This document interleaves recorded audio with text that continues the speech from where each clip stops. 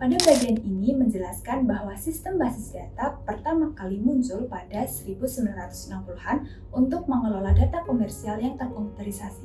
Seiring waktu, aplikasi basis data berkembang menjadi lebih kompleks dan mendukung berbagai jenis organisasi besar. Sistem basis data digunakan untuk mengelola kumpulan data yang sangat bernilai, berukuran besar, dan diakses oleh banyak pengguna dan aplikasi secara simultan. Awalnya, basis data hanya menyimpan data terstruktur dengan format yang kaku, seperti catatan mahasiswa dan pendaftaran mata kuliah di universitas. Namun, saat ini banyak aplikasi basis data yang menangani data dengan struktur yang lebih fleksibel, seperti media sosial yang mencakup teks, gambar, video, dan tautan antar pengguna. Beberapa contoh aplikasi basis data yang pertama yaitu Enterprise Information atau info perusahaan. Pada info perusahaan ini misalnya pada penjualan yaitu untuk menyimpan informasi pelanggan, produk, dan transaksi. Kemudian pada akuntansi yaitu untuk mengelola pembayaran, penerimaan, saldo akun, aset, dan laporan keuangan. Kemudian sumber daya manusia yaitu untuk merekam data karyawan, gaji, pajak, dan tunjangan. Contoh yang kedua yaitu pada perbankan dan keuangan. Perbankan contohnya data nasabah, rekening, pinjaman, dan transaksi. Kemudian transaksi kartu kredit yaitu untuk catatan pembelian dan pembuatan laporan bulanan. Kemudian yang keuangan yaitu untuk informasi investasi, perdagangan saham, dan data pasar real time. Contoh yang ketiga, sistem navigasi yaitu untuk menyimpan informasi lokasi, rute jalan, sistem transportasi, dan tempat menarik. Dan masih banyak lagi. Tujuan dalam sistem database. Bagian ini menjelaskan tujuan utama sistem basis data dengan membandingkannya dengan sistem pemrosesan berbasis file yang lebih konvensional. Sebelum adanya sistem basis data, organisasi menyimpan informasi dalam berkas yang dikelola oleh sistem operasi. Misalnya, dalam sebuah universitas, berbagai informasi tentang dosen, mahasiswa, dan mata kuliah disimpan dalam berkas yang berbeda. Untuk mengakses dan memanipulasi data ini, diperlukan program aplikasi khusus seperti menambahkan mahasiswa dosen dan mata kuliah baru, yang kedua mendaftarkan mahasiswa ke mata kuliah, menghitung dan mencatat nilai serta IPK.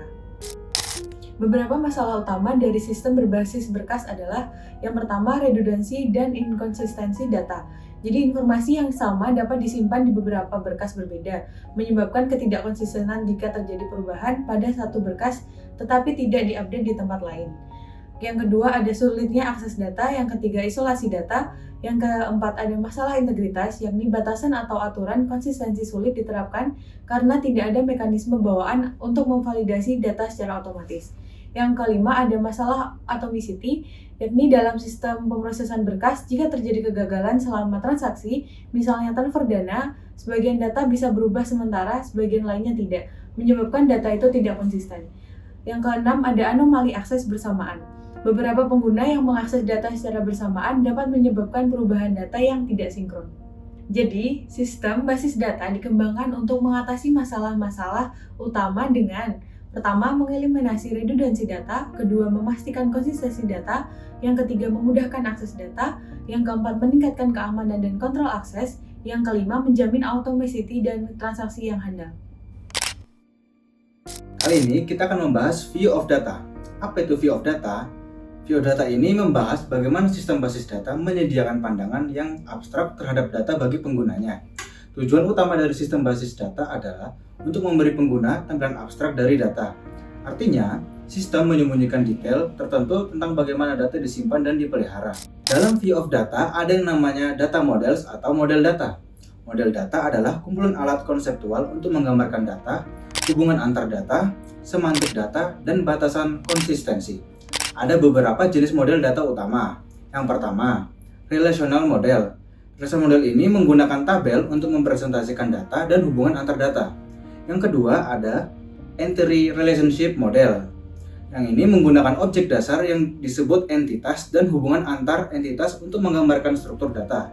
Yang ketiga ada semi-structured data model. Yang ini mengizinkan data memiliki atribut yang tidak seragam, berbeda dari model sebelumnya yang membutuhkan keseragaman atribut. Contohnya adalah JSON dan XML atau Extensible Markup Language. Yang terakhir ada Object Based Data Model. Nah, yang ini itu dikembangkan dari pemrograman berorientasi objek, di mana konsep objek digunakan dalam penyimpanan dan memanipulasi data dalam basis data relasional. Selanjutnya ada relational data model. Nah, di sini data ini dipresentasikan dalam bentuk tabel yang berisi baris dan kolom yang menjelaskan entry-entry data. Sebagai contoh, pada tabel instruktor, dosen bernama Einstein dengan ID 22222 tergabung dalam Departemen Fisik dan memiliki gaji $95.000 per tahun. Selanjutnya, pada tabel Departemen Biologi berada di gedung Watson dengan anggaran $90.000. Untuk meningkatkan kegunaan dan efisiensi sistem basis data menggunakan abstraksi data yang terdiri dari 3 tingkat.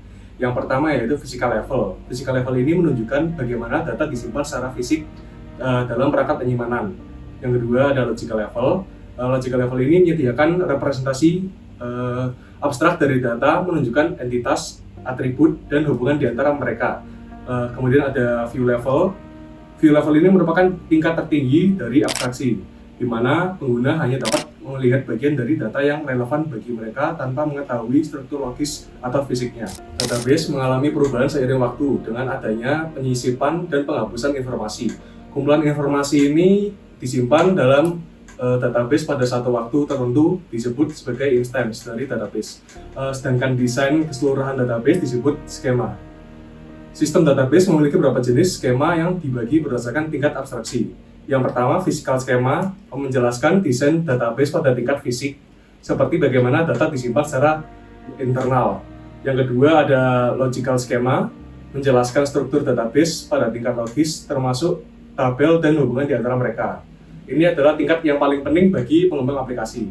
Lalu yang terakhir ada view schema atau subschema, menjelaskan tampilan spesifik dari database yang disesuaikan dengan kebutuhan pengguna tertentu. Selain itu, desain skema yang buruk dapat menyebabkan duplikasi informasi yang tidak perlu, yang berpotensi menimbulkan inkonsistensi data. Oleh karena itu, penting untuk merancang skema yang efisien dan sesuai dengan prinsip normalisasi.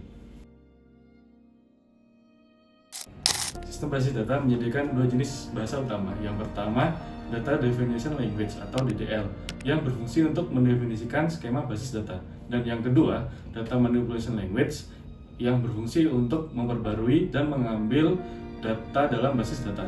Dalam penggunaannya, DDL dan DML seringkali menjadi bagian dari satu bahasa, yaitu SQL.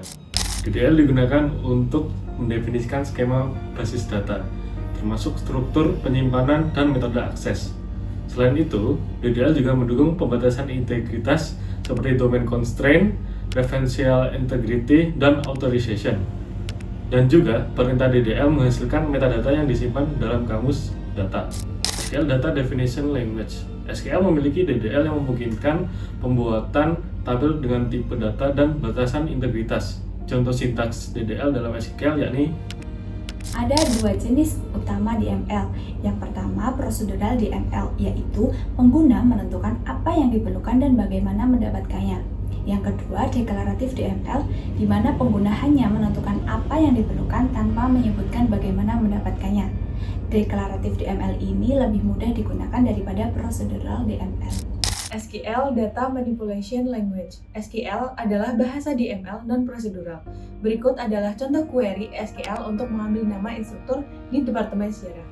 Query menentukan baris-baris tersebut dari tabel instruktur, tempat, departemen _name, history harus diambil, dan atribut nama baris ini harus ditampilkan. Hasil dari mengeksekusi query ini adalah sebuah tabel dengan satu kolom berlabel nama dan satu set baris yang masing-masing berisi nama instruktur yang nama departemennya adalah history. software berinteraksi dengan database untuk menyimpan, mengambil, dan memanipulasi data. Dalam penggunaannya, mereka memerlukan 4 hal. Yang pertama, perlunya akses database dalam aplikasi. Aplikasi sering memerlukan akses ke database untuk mengambil dan menyimpan data. Data yang disimpan dalam database dapat digunakan oleh berbagai aplikasi secara bersamaan. Yang kedua, bahasa query, yakni bahasa pemrograman yang sering kita jumpai dalam pengembangan database, yakni SQL. Yang ketiga, interaksi antara aplikasi dan database. Aplikasi biasanya menggunakan sistem DBMS, Database Management System, yakni di mana aplikasi menggunakan API atau middleware untuk berkomunikasi dengan DBMS. Yang keempat, keamanan dan efisiensi. Penggunaan teknik seperti prepared statement dan stored procedures membantu meningkatkan keamanan dan efisiensi akses database.